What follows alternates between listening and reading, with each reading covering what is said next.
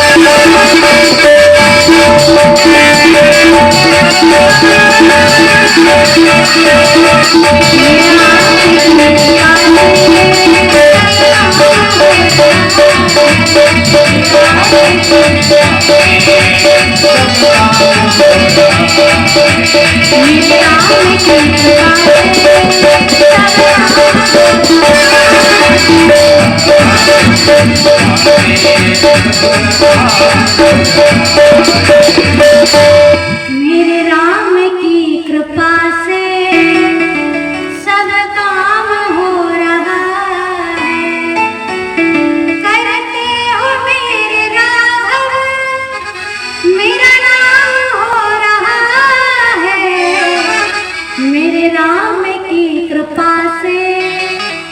किसको किसको लगता है राम जी की कृपा से सब काम हो रहा है? किसको किसको लग रहा है? पूरे पूरे मेरे राम की कृपा से सब काम हो रहा है, मेरे राम की कृपा से सब काम हो रहा है। जो ये मान के चलेगा कि जो भी कुछ कर रहा हूँ ये सब मेरे ठाकुर जी की कृपा है, उसके हृदय में कभी भी अभिमान नहीं आ सकता। अब नारद जी सोच रहे हैं कि जो भी कुछ किया है हमने किया है। अब नारद जी के मन में अभिमान हो चुका, भगवान नारायण समझ गए कि इनके हृदय में अभिमान का जन्म हो चुका है, अभिमान रूपी फोड़े का जन्म हो चुका है, इनका इलाज तो करना पड़ेगा। और नारद जी वहां से भगवान से विदा लेकर के चल पड़े। भगवान नारायण ने माया से एक 100 योजन का नगर तैयार किया। माया की नगरी है और सील निधि वहां के राजा हैं और सील निधि के एक पुत्री है विश्वमोहिनी, और भगवान की माया कि आज ही उसका स्वयंवर है। जैसे ही नारद जी मार्ग में चले ना, उनको ये 100 योजन का नगर दिखा। सोचने लगे ऐसा कौन सा नगर है जिसमें मैं आज तक नहीं गया, जाकर के देखता हूँ। जैसे ही नगर में प्रवेश किए तो जैसे ही नगर में गए ना, तो शीलनिधि ने अपनी पुत्री विश्वमोहिनी को बुला करके लाया, नारद जी का स्वागत किया और कहा मुनिवर आप ना मेरी पुत्री की हस्तरेखा बताइए। जैसे ही कहा, अब नारद जी जैसे ही विश्वमोहिनी को देखते ही रह गए, और जैसे ही विश्वमोहिनी के स्वरूप को देखा देखते ही रह गए। शीलनिधि ने कहा महाराज पुत्री का हस्तरेखा देखना है, हस्तरेखा देखिए। और जैसे ही कहा, अब नारद जी तो एक टक विश्वमोहिनी को देख रहे हैं, अब मन में विचार कर रहे हैं कि किस प्रकार से मुझे मिल जाए। अब जैसे ही नारद जी के मन में विचार आया, नारद जी मन में कुछ विचार करके कह दिए कि आपकी कन्या सद्गुणों की खान है और आपके पुत्री से वही विवाह करेगा, आपकी पुत्री से जो विवाह करेगा उसकी सेवा सकल चराचर के जीव उसकी सेवा करेंगे। जो आपकी पुत्री से विवाह करेगा वो अमर हो जाएगा, जो आपकी पुत्री से विवाह करेगा उसकी सेवा संसार करेगा। जबकि हस्तरेखा में, विश्वमोहिनी की हस्तरेखा में ऐसा कुछ नहीं लिखा था। लिखा था कि जो अमर होगा वही इससे विवाह करेगा, जिसकी सेवा संसार करता है वो इससे विवाह करेगा। नारद जी सोचे अगर सच सच बता दूंगा तो सबसे पहले मेरा ही नंबर कटेगा, तो सोचे झूठ झूठ बता दिया और सब झूठ बोल करके नारद जी वहां से निकल पड़े। और जैसे नगर से निकले व्याकुल कहे के लिए कि विश्वमोहिनी मुझे मिल जाए, मुझे प्राप्त हो जाए। जब तप करने का समय भी नहीं है, क्यों? क्योंकि आज ही स्वयंवर है। अगर जब तप करने का समय होता तो तप करके प्राप्त कर लेता कन्या को, लेकिन तप करने का ही समय नहीं है। तब जाकर के नारद जी के हृदय में आया कि मोरे हित हरि सम नहीं को। नारद जी के मन में आया कि भगवान से बढ़कर के और मेरे बारे में हित कौन सोच सकता है। और जैसे ही ख्याल आया तो नारद जी ने भगवान को स्मरण किया, और जैसे ही भगवान को स्मरण किया भगवान हाजिर। जैसे भगवान हाजिर हुए, नारद जी ने कहा नाथ आपसे मैं कुछ कहना चाहता हूँ। अब भगवान नारायण ने कहा बोलिए नारद जी क्या चाहते हैं। जैसे ही कहा, नारद जी ने कहा नाथ विवाह करना चाहता हूँ, थोड़ा सच्चा के शर्मा के नाथ विवाह करना चाहता हूँ।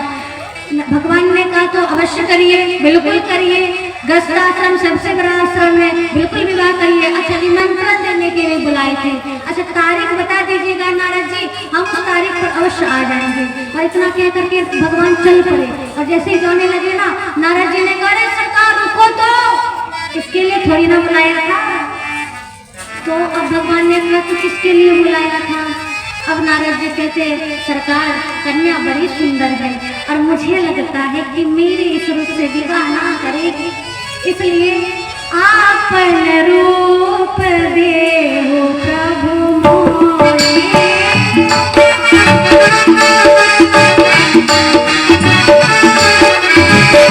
आपन रूप देहो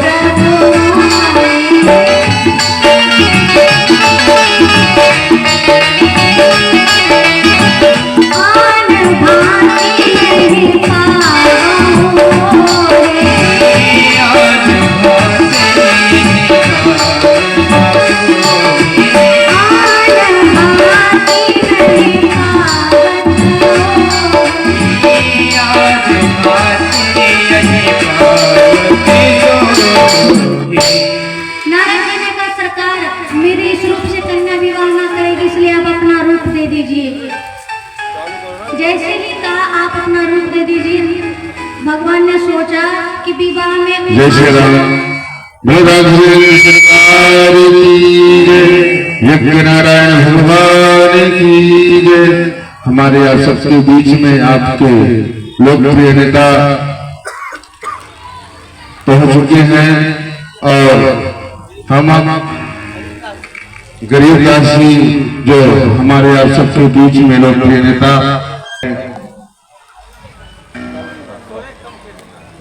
ओम माल्यादीनीश वंदेन मालत्यादीन प्रभो मयाहदान पुष्पाणि पूजार्थं प्रदीपाम्मा पुष्पं पुष्पमालां समर्पयामि।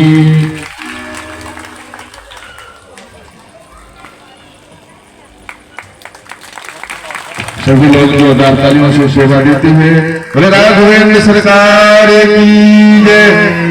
पर हम चाहेंगे दो शब्द हम सबके बीच में गरीबदास जी के मुखारबिंदों से हम सब लोग इस देवी देवताओं के चरणों में मैं अपना शीश नवाता हूँ। और यहाँ पे जितने लोग हमारे विद्वान सरस्वती के वाद्य लिए हुए उधर विद्वान पंडित जी लोग हैं और जितने भी यहाँ पे महाराज जी और जो यहाँ पे कथावाचिका हैं उनके चरणों में प्रणाम करता हूँ।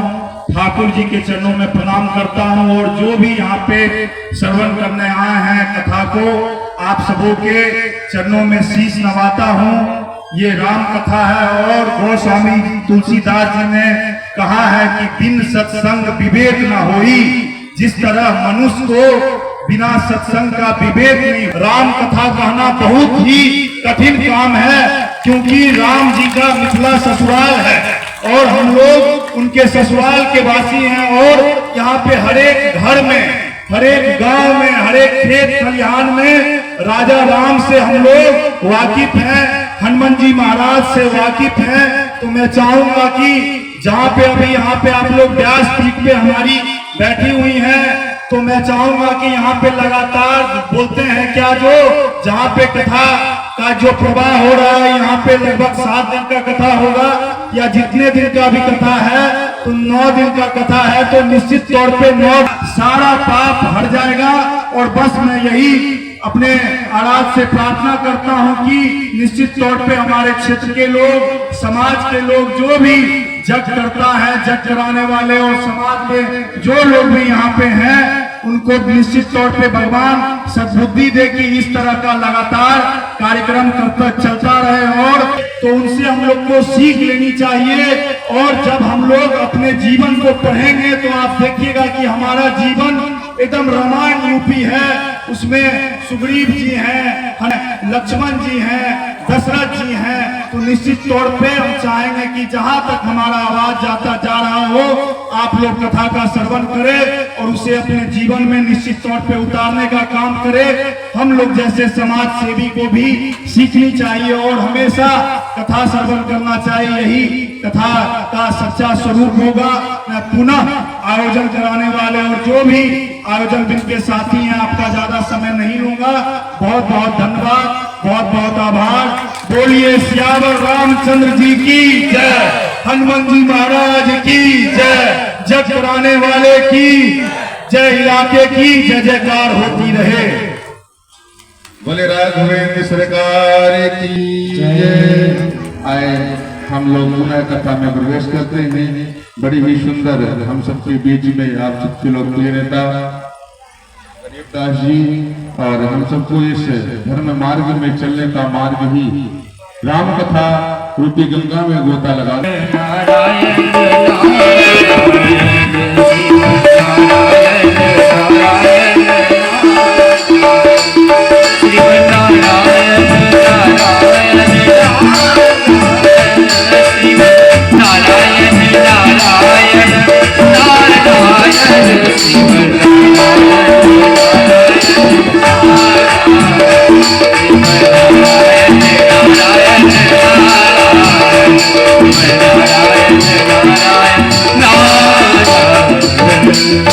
बोलिए राघवेंद्र सरकार की जय। नारद जी ने भगवान नारायण से कहा कि आप अपना रूप प्रदान कर दीजिए और आप जब अपना रूप दे देंगे तो मुझे मुझे विश्वास है कि कन्या मुझे अवश्य प्राप्त हो जाएगी। और जैसे ही कहा ना, अब भगवान सोचने लगे कि किस प्रकार से इसको दूं अपना रूप। लेकिन उसी समय नारद जी ने कहा, सरकार इतना सोचिए विचारिए मत, क्योंकि हमारे पास ज्यादा समय नहीं है, स्वयंवर हो गया तो फिर काम खत्म। इसलिए जे ही विधिनाथ होई हित मोरा,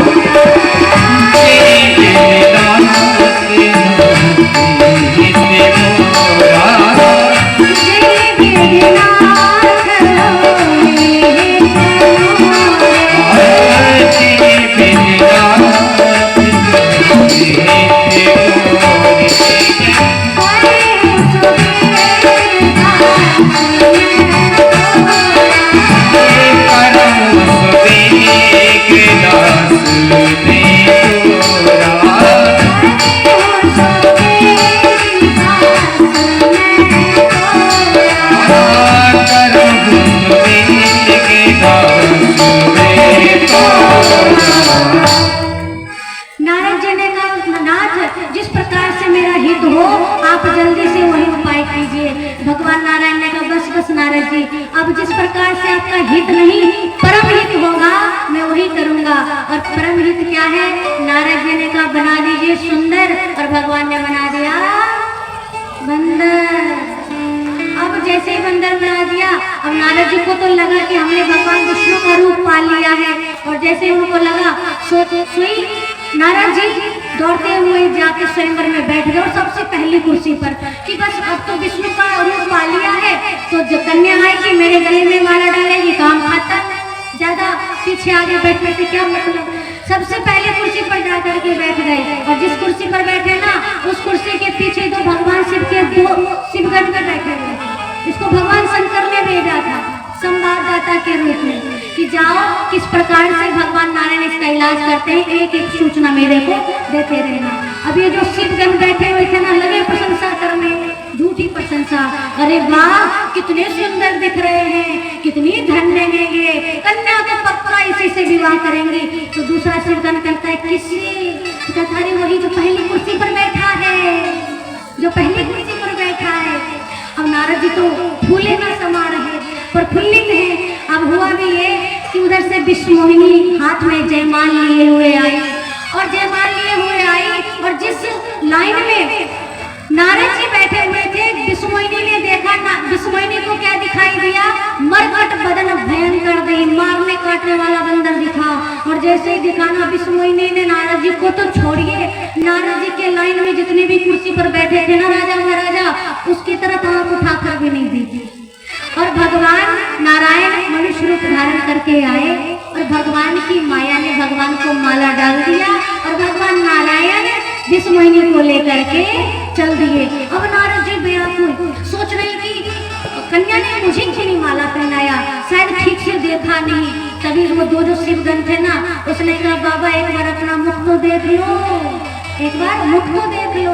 और जैसे ही कहा, नारद जी को लगा जरूर कछु दाल में काला है, और जाकर के जैसे ही जल में अपना स्वरूप देखा, बंदर सी आकृति देखी, नारद जी को क्रोध आया, और इतना क्रोध आया कि भौहें टेढ़ी हो गई, आंखें लाल हो गई इस स्वरूप को देख करके। और जैसे क्रोध आया ना, तो अब जो शिवगण थे नारद जी के क्रोध को देख करके ये दोनों गण भागने लगे।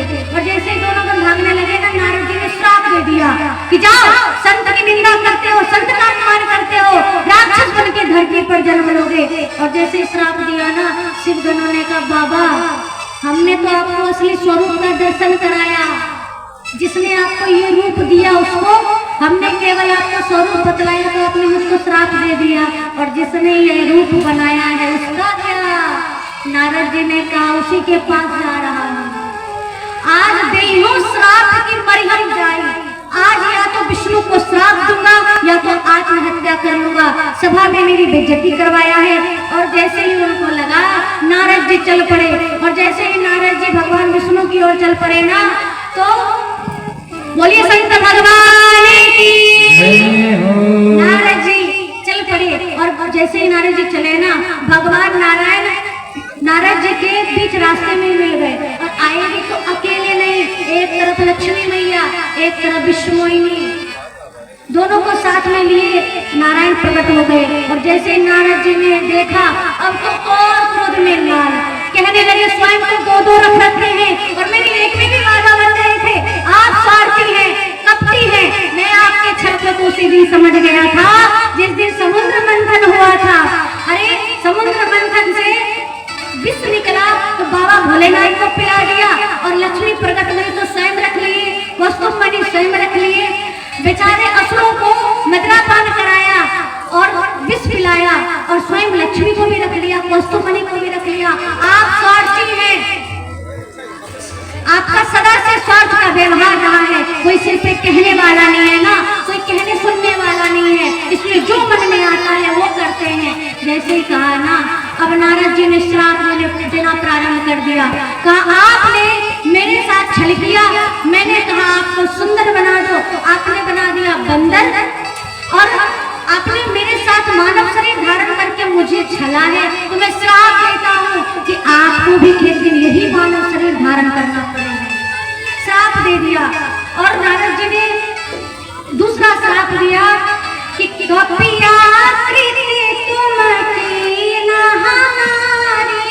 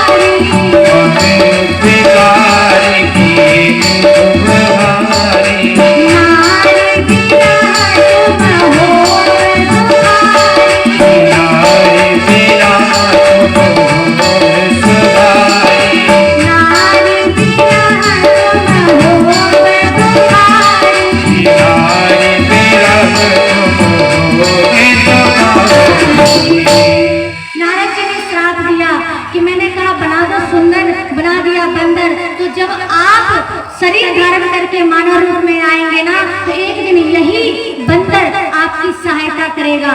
और आपने मेरे को विषमोहिनी का वियोग सहाया है, एक दिन आप भी नारी विरह को सहेंगे, आप भी एक दिन पत्नी वियोग में रोएंगे। और नारद जी ने श्राप देना प्रारंभ कर दिया, श्राप दिया भगवान को। और जैसे श्राप दे दिया ना भगवान को, भगवान नारद जी के श्राप को सिरोधार्य किया।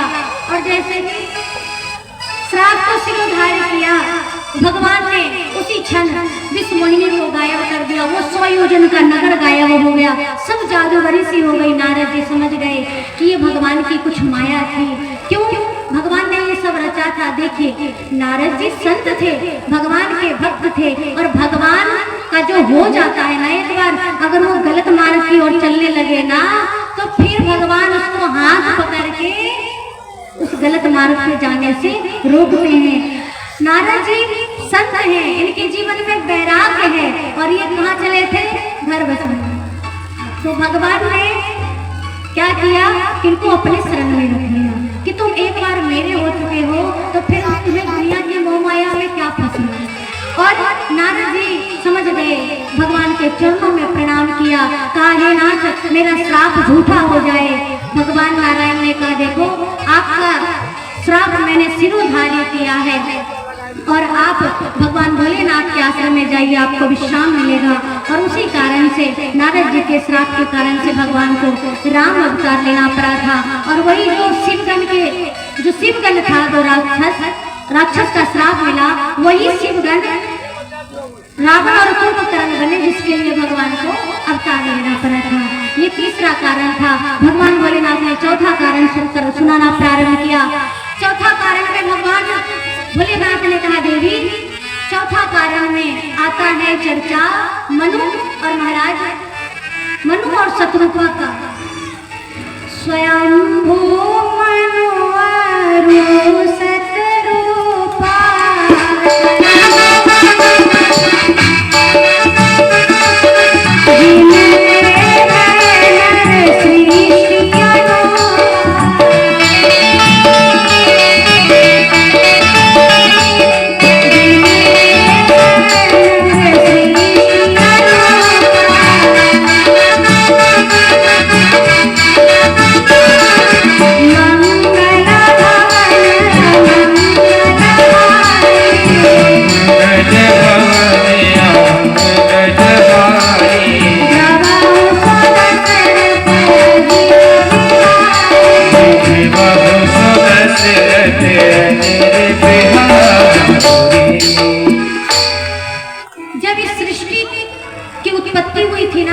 तो भगवान के वामांग से एक स्त्री और भगवान के दाहिने भाग से एक पुरुष की उत्पत्ति हुई थी। जो स्त्री उत्पन्न हुई थी उसका नाम है मैया शतरूपा और जो पुरुष उत्पन्न हुए थे वह है महाराज मनु। और इन्हीं के वंशज होने के कारण हम आप मानव कहलाते हैं। महाराज मनु और शतरूपा अनेक वर्षों तक राज्य किया और जब अनेक वर्षों तक राज्य करने के बाद अपने पुत्र को जबरदस्ती राज्य सौंप करके पत्नी के साथ वन में चल पड़े भगवान की तपस्या के लिए। और कहते हैं महाराज जब भी पति कोई धार्मिक अनुष्ठान करे ना, कोई धर्म का कार्य करे तो पत्नी को सदैव उनमें तत्पर रहना चाहिए, उनका सहयोग करना चाहिए। क्यों? इसीलिए पत्नी को धर्म पत्नी कहा जाता है कि जो धर्म के मार्ग में उन्हें बढ़ाए, इसलिए धर्म पत्नी के नाम से जानी जाती है। मैया शतरूपा और महाराज मनु वन में तपस्या करने चल दिए और जैसे ही वन में गए 12 अक्षर मंत्र पुनि जपई सहित अनुराग वासुदेव पद पंकरऊं दंपति मन अति लाग। दोनों खूब कठोर वर्षों तक तपस्या किया। 23,000 वर्ष तक कठोर साधना करने के बाद आकाशवाणी हुई और आकाशवाणी ने कहा मांगो मांगो। जैसे ही वरदान मांगने के लिए कहा, अब ये आकाशवाणी महाराज मनु और शतरूपा के कान में पहुंची और जैसे ही महाराज मनु शतरूपा ने ध्यान से बाहर आए, जैसे ही तप से बाहर आए तो उन्होंने भगवान से कहा प्रभु आप तो दिख नहीं रहे हैं, वरदान किससे मांगो। तब जाकर के भगवान चतुर्भुज रूप में प्रकट हुए और जब चतुर्भुज रूप में प्रकट हुए ना तो महाराज मनु सोचने लगे कि इतने विराट स्वरूप में है तो कितने सुंदर लग रहे हैं, अगर ये छोटे से बालक हो जाते तो कितने सुंदर लगते, लेकिन ये बालक बनेंगे कैसे, क्या उपाय करूं। तब जाकर के महाराज सोचने लगे क्यों ना इनको पुत्र रूप में ही मांग लूं। और जैसे ही मन में ख्याल आया महाराज मनु ने कहा हे नाथ मैं आपसे एक ही वरदान मांगना चाहता हूँ कि दान शिरोमणि कृपा निधि नाथ कहूँ सती भाई चाहूँ तुम्हीं समान सुत प्रभु सनकवन दुराई। बोलिए राघवेंद्र सरकार की। देखिए कुछ क्षणों में हम और आप यहाँ पर बैठ करके रामलला के दिव्य जन्मोत्सव की कथा को गाएंगे। बस कुछ ही क्षणों में ये मौसम जो है ना, इसी महीने में प्रभु श्री रामलला जी का जन्म हुआ था, इसी चैत्र के महीने में, इसलिए लगता है सरकार आज सच में आने वाले हैं, इसलिए मौसम बड़ा ही सुहावना बन गया है। तो धैर्य धारण करके बस कुछ क्षण बैठे रहे, बड़ी धूमधाम के साथ हम और आप प्रभु श्री राम जी के प्रागट उत्सव का आनंद लेंगे। जब महाराज मनु शतरूपा ने